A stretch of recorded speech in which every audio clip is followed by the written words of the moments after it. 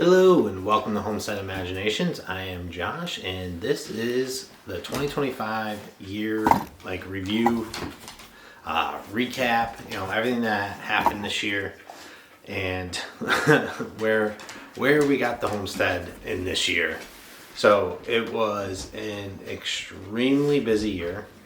My busiest year by far since, trying to move down this path of self-sufficiency and, trying to build the homestead. So started in February with seed starting with peppers. I forgot what else I started in February. It wasn't just peppers I started, but at least started those, and then moved to, throughout the late winter, starting different plants, seedlings, and getting that started, changing up my whole setup and whole way of starting seeds, from going from planting seeds, or not planting, but starting seeds in little containers, and doing the wet paper towel method, and a Tupperware container, to just straight putting the seeds into trays and using heat mats. So I got a bunch of heat mats last year, and the results were so much better to just use the heat mats, and to just kind of direct sow the seeds into trays instead of trying to have that intermediary step. That step is nice and it does have its benefits of exactly, all right, once it starts sprouting, you've got that many seeds, so you can make sure that you're planting the right same, but seeds aren't that expensive. So planting a few extra and then just pulling whatever one's the weaker one out, and make so that way you're still growing only what you're trying to grow and not getting excess. Because this year I definitely had a lot of excess. I had extra plants. Luckily I had extra space, so it wasn't too big of a deal. And then starting in very early, I started digging holes in March and April, and then all the way till probably June. I think I may have finished digging all the holes for the trees. So I put in an orchard. I had 3 trees in the previous year, 2 apples and 1 pear. And then this year I added 36 more fruit trees. Now I added a bunch more apple varieties, but I also added another pear. And then I added in plums, apricots, nectarines, peaches, cherries, Seaberry. Oh, I know I'm missing something. I don't know, I'll think about it some other time. But I added all those fruit trees. The Seaberries are pretty cool trees because they're also they are a nitrogen fixing tree. So they actually put nitrogen into the soil. So they'll be feeding the soil and all the plants surrounding them. And I mapped it out where Seaberry tree, every other fruit tree is touching either kitty corner or parallel to a Seaberry tree. So they should help with, on top of composting and everything else I'm going to be doing, the Seaberry trees are also going to be help on top of all that, also putting nitrogen into the soil to really help boost all the plants around them. So that was a huge undertaking. For the fruit trees, I dug 4 feet wide holes, 4 feet diameter holes. Yeah, diameter. And dug them to 18 to 21 inches deep. And I pulled out all my hard, thick clay. She's very needy for attention right now. This is geeky. And then I would take the soil out and I'd put the soil in, topsoil, and then I'd plant the tree, and I'd also mound the topsoil up, so that way the trees have the best chance at thriving here, because most fruit trees do not like clay. So I wanted to give them the best chance possible, and I'm working on this entire area, completely composting it, completely wood chipping it, and having it just constantly be breaking down biomaterial and loosening up that soil. So the soil will eventually be really good, but that's years out before that's ever done. So that was the big project, one of the big projects, and that took me to finish it all, because after I put in the trees, I then went and made rows for the trees where I put cow manure down all around the fruit tree and then made a path, like a row, all the way down. And then on top of that, I put wood chips to help protect it from the sun so that it holds in moisture and it starts breaking down the biomaterial of the compost. So that took me until I think maybe like July. Yeah, it was July. I just finished doing the last rows of composting because I had to constantly bounce back between that and working on projects for the chickens. I finally finished that like July, like right before like my birthday, which is mid to late July. So that was one of the first big projects that I had going on this year. Like I said, simultaneously I also got chickens for the first time. We have 8 hens that are Rhode Island Reds, and then we got a Americana rooster. And then we got the rooster from our friends that own the farm, just basically on the other side of this creek. That's in the back of the property on our neighboring road. And their Americana rooster is awesome. Like, he's very good. He's good around people. He's good with the girls, like protective. He's not rough with them. So we were hoping like we'd get, his genes and his demeanor. And so far, I mean, he's not fully grown. He doesn't have his spurs yet, but like he is really coming into his role as being the rooster of the flock, and he does a really good job of looking out for them, keeping an eye on them. If they're missing, he goes, calling for them, trying to find them and get them back with the flock. He makes his little sound alerts when he finds food to let the hens come over and get whatever he's found. So he does a really good job of manning that. So we got those. I got a coop last fall, but we just had it delivered. And I had my friend come over. They're so helpful and so great. Like, they've helped me accomplish so much. He brought his tractor over, and where we had dumped the coop, we decided to move it to a different spot. So he brought over his tractor. Luckily, was able to pick it up. This thing was massive and heavy. Move it to where its final home is now, put it down, and then it needed to get put back together because it had to get cut into pieces just to even be able to bring it here to the property. So I had to fix it up. I had to do some changes inside because inside there was nothing. They didn't have roost bars inside. So I needed to set different things up, trying to work on building the nesting boxes a little bit better. So I had some work to do to get the coop itself like ready. And then another one of my friends came over and helped me build the run. So I built a run on top of it, which is 16 feet wide and 12 feet long.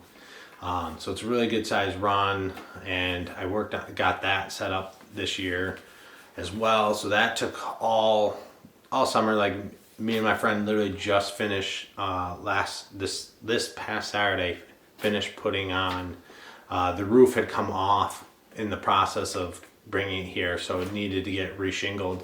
So we finally just reshingled the roof, so that's all set. Now I can seal up some of the other cracks that are around the nesting box to just hopefully really seal it up, so that way it stays nice and warm. So I got the coop, the chicken run, the orchard of 36 trees, but on top of those trees, I also put in 2 archways. I've got like just a main archway, which I'm gonna be probably replacing next year anyways. I thought it was metal. I guess I wasn't really paying attention, but it is a plastic, so it's supposed to be to grow things along it. It's got netting, and it's a nice little archway, and it leads into the food forest, the orchard.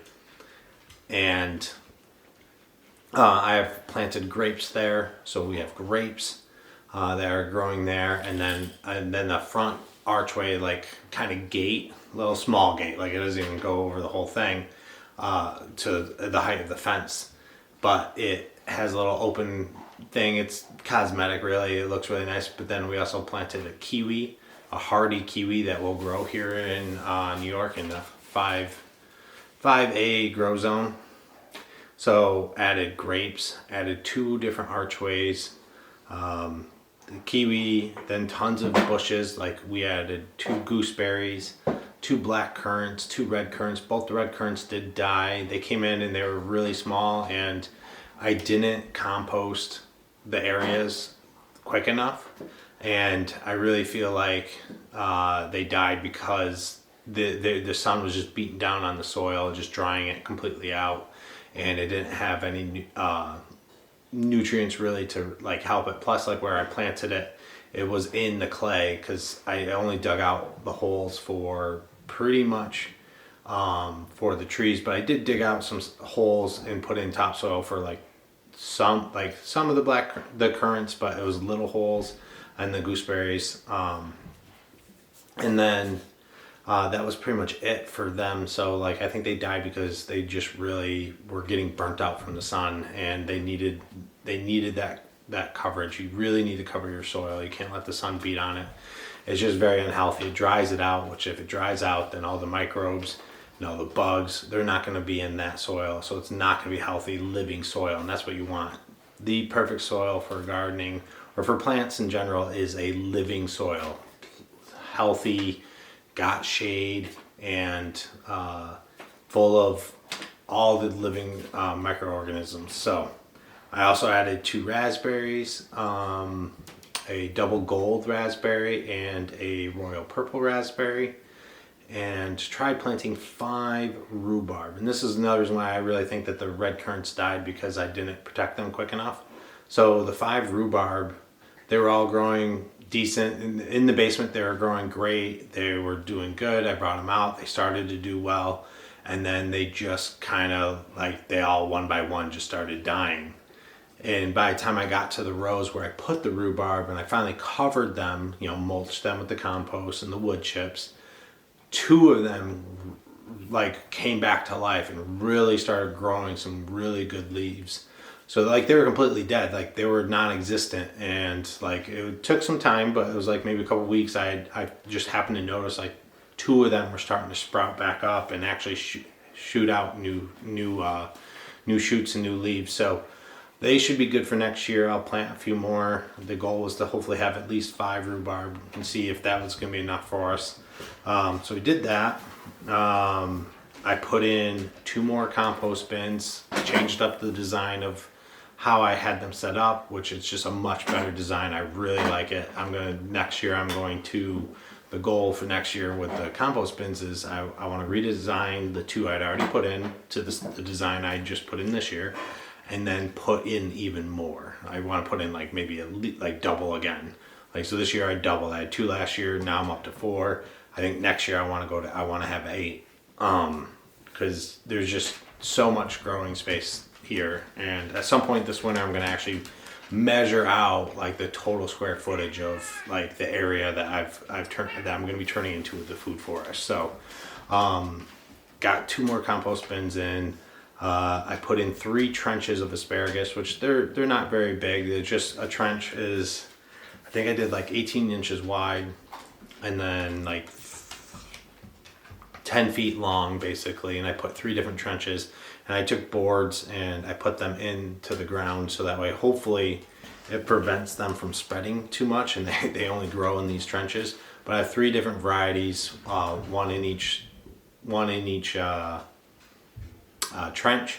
So I've got asparagus, so hopefully next year we should actually be able to harvest asparagus, because we just put them in this year.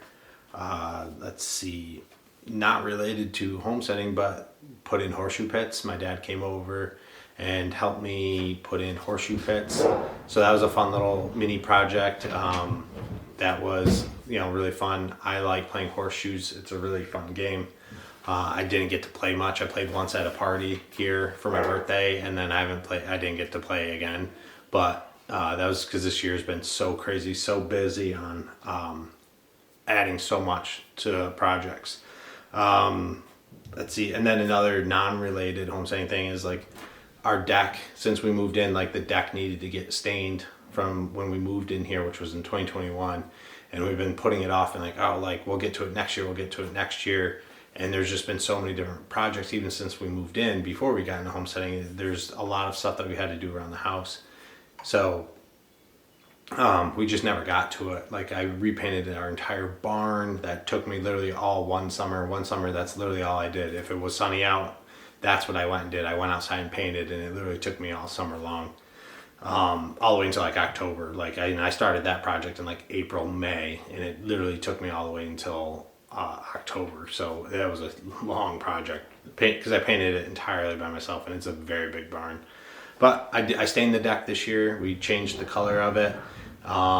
It matches kind of our barn and our kind of everything else that we've got. Like it's a gray color, so the deck is now done, which it needed. I mean, the wood was starting to really get warped. It was starting to get damaged because it wasn't being protected. So that took like half a week. Or no, actually, I think it took me about a week off and on of being able to work on it. Another thing, I had started a new garden in the beginning of the summer. I just kind of threw it together real quick, didn't even make sure it was square, literally just kind of quickly measured. My goal was I was looking for a 20-foot garden by, as far as I could go. I was at least going to go like 80 feet was the goal, but in the summer or spring, I had just thrown in 20 foot by, I think it was like 20 by 20 garden, and that was supposed to have like the stuff like my corn and my melons. That was all it was supposed to have, but it ended up having like a bunch of other things because I grew a bunch of surplus in my seedlings. So I was like, oh, I'll just keep it. I'll just throw it in an extra garden is what I call it. I just called it the extra garden last year. So I did that, and then once that was wrapped up for the year, I just finally got to that. Working on that literally just a couple weeks ago. I not finished it, but we got snow, so it kind of has stalled me for now. But I squared it off. I pinned it out. I have a 20. It's gonna be 20 by 91 feet when I'm done. I first originally went 20 by 90, but I'm doing 3 feet rows and then a foot path in between. So to get like a 3 foot growing width path, or not path, but like growing section, I needed to go to 91 feet total length. So it's a 20 by 91 garden, and I got that completely mapped out, pinned, and composted. So I got all the manure spread all in there. All I got to do is to put leaves. My goal is to put leaves on top of that and then put wood chips. That way it really is going to create a really good quick breakdown of biomaterial with the leaves, and then the wood chips keeping it all dry or all wet underneath but dry on top, and then start creating that biomaterial just breaking down over time. So got that big garden started this year. I will finish it hopefully whenever, at any point all the snow melts and there's no snow on the garden, I will be going out and starting the process of putting the leaves and the wood chips, and then over the winter I will be continuously wood chipping. There's some trees that need to get cut down. There's a lot of brush that I can pull out of the woods on the property and on my road that I'm going to be chipping to get me more wood chips, because I definitely don't have enough chipped as of right now. So I'll be chipping over the winter to set up for that garden, and then even setting up for other areas too. So we also put in a flower area, dug it up a little bit, tried to use my neighbor's tractor to like turn the soil, but this clay is just so thick, even with a tractor it just does not break up. So we composted a little bit in the spring, and this woman that I know, she is growing flowers for her business on the property, and it's a really exciting adventure. We'll be making a video at some point this winter about our partnership and what our goals are and what our plans are. But she's growing a bunch of different flowers. Like, I know one of the kinds I'm not good with flowers, but like dahlias were ones I think that she grew here. I could be even wrong with what she grew here because I can't remember. This is why I write everything down. But we started that, and I did compost more area for her and to hopefully have it break down, and it did, and it is working. Like when I planted sea kale and Egyptian walking onions this year in the fall, and I dug into the soil, and the clay is already starting to break down, even just from I finished wood chipping in July, and I did that just probably November. So like within 4 months, the clay was already starting to break down. It was easy to use a spade shovel and dig into it to plant stuff into it. So it's already starting to work. Because I also didn't, like, when I laid this stuff down, I didn't rip up the grass or the sod or anything, because I was hoping like when the compost gets on top of it, it's going to kill the grass is going to die, and then it's going to become biomaterial there. So just adding the biomaterial. So either way, it's working. This method that I had researched and found other people doing is working, and it is loosening up this clay soil. So we're excited. She's going to have a larger area for next year, and then just keep expanding what she grows on the property as her needs grow, and as the soil gets better too. I need to mark out some more area for her, but that's an exciting new thing that we had this year, and it's a huge benefit. We'll have a bunch of flowers, hopefully bring in all the pollinators, and then they'll come over to the gardens as well and pollinate especially until I eventually get bees, which bees would be nice in having a bunch of flowers, but now, like, having bees, they'll have plenty of flowers to go to, especially with all the fruit trees once they actually start producing bud flowers, which is going to be a couple years, but once that happens. So I got a wood chipper this year, so I've been chipping, got a ton of manure this year to spread in all the different areas and cover everything to start feeding my soil better. And then the final big project that I started in August and just finished, like the Thanksgiving morning, I finished the fence. But I have now put in an 8-foot tall deer fence that goes all the way from my deck and loops all the way around the orchard and all the way back to like the front porch of my house. And that encapsulates my entire gardens and the orchard. Everything is basically growing in there, besides I've got elderberry and a blackberry bush section outside of the fence in area. But everything else, like all my other raspberries and stuff, and everything else is literally all inside the fence. So the fence is 8-foot tall deer fence, smaller holes at the bottom, and then I think it's like 2 or 3 feet up the fence, and then it goes into a little bit bigger of holes like in between, because then the little animals aren't getting in. Little bunnies do get in. I've already had bunnies in the area, but my plan already was to take like chicken fencing and just run it all the way across the bottom, all the way around the fence. So that's something that I'll either do during the winter or do sometime next year, because my goal is to keep all the critters out of this area, so that way nothing is eating my produce, nothing is eating any of my stuff. The big garden I'm not fencing in because I planned on putting this fence in, and so that's going to be unprotected. So I need to make sure that the bunnies don't get into the garden that's not protected. The deer were eating the fruit trees.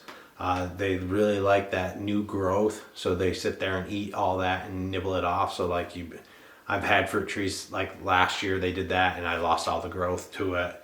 I had fruit trees I just put in this year of apple trees that I caught deer nibbling on and eating the new growth. So like those trees lost like a whole year of growth because the deer are eating it. So I really want to put in this fence. The fence was a huge undertaking, a very big investment, but I had to get, I think it's 35. No, was it 30? I think it was 35. I have to recount. 30, I'm pretty sure it was 35. 35 posts.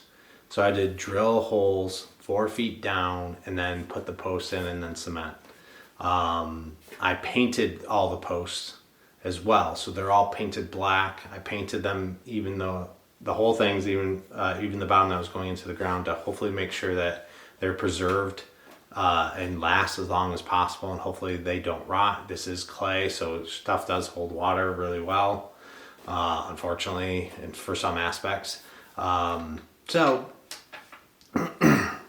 I painted them, so aesthetically it also looks really nice. It's a fixed knot fencing, so it looks nice. Nothing fancy, but nothing like gaudy either. Got the post in, then went around, put the fence on, and then put the gates on. I got one gate. Don't put gate on slanted sections. I learned that the hard way. Just wasn't thinking about it. Never put in a fence. Never had to do anything like this. Learned a bunch of stuff from all these projects this year. So I got to fix that in the spring, so that way I can actually make it where the animals can't get in, like the bunnies and stuff, because the gate doesn't sit properly because I put it on a slope. Because it made sense where everything I already had planted and growing, so it made sense for that aspect, but I didn't think about how it would function, so it doesn't work the best. But then on top of that, I put on each post, we got these little solar like lanterns that like flicker they come on at night, and they flicker so it looks like a flame's inside. They look super cool.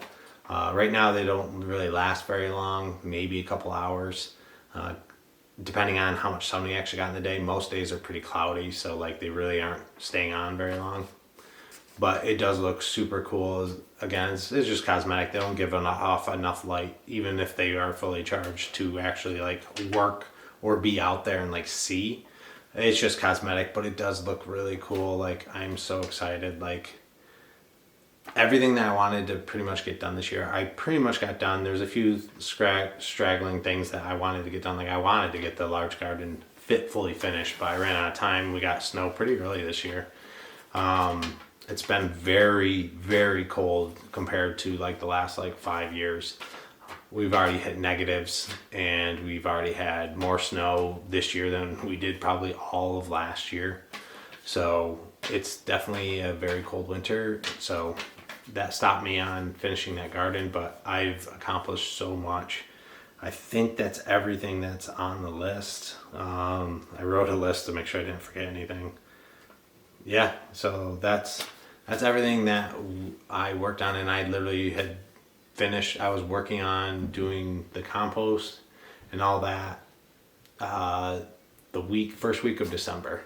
I was spreading manure and trying to get the garden in the area done. And I'm spreading manure all along the fence line too, like a foot wide, 1.5 wide strip all along the inside of the fence going around. And my goal for that is to start growing vertically to maximize my space. So like, I want to grow my squashes, my melons, cucumbers, sugar snap peas, anything that's vine plants that can grow up. I want to start next year growing along the fence line and having them grow up the fence. So I also have more grapes coming next year of different varieties that I'm going to be planting around the fence line, so that way they'll be growing up the fence. So so there's a lot going on. Next year I'm adding, I think, 3 more fruit trees, and then pawpaws, which I've never heard of them before. So I'm excited to have those and try those. But I'm also like, in total, like it's gonna be around like 70 perennial type food or herbs going into the food forest, and in the orchard, in between the fruit trees, June berries, honeysuckle, definitely a bunch of different herbs that are all perennials, the sea kale, the Egyptian walking onions, a lot more raspberries. Like, I think I've got like 12 more different kinds of varieties coming in. Then I've got another double gold and another royal purple raspberry coming in. Like, it's a lot for next year, but at least a lot of it's gonna be pretty quick. Like, I've already got the rows already set up. All I gotta do is just dig the hole for the plant, put the plant in, and move on. So it should be not too crazy. My goal next year is to focus on gardening, focus on the gardens, and take all the knowledge that I've learned so far and put it to use to hopefully next year be our first attempt at growing all of our food for an entire year. So we won't make it, but it's gonna be our first attempt to see what quantities we need. So I'm very excited for next year. I'm very excited. Things are starting to come together. Like, the dream is, I'm seeing it, and I'm so excited. So sorry for a long video, but you know, I'll catch you next time.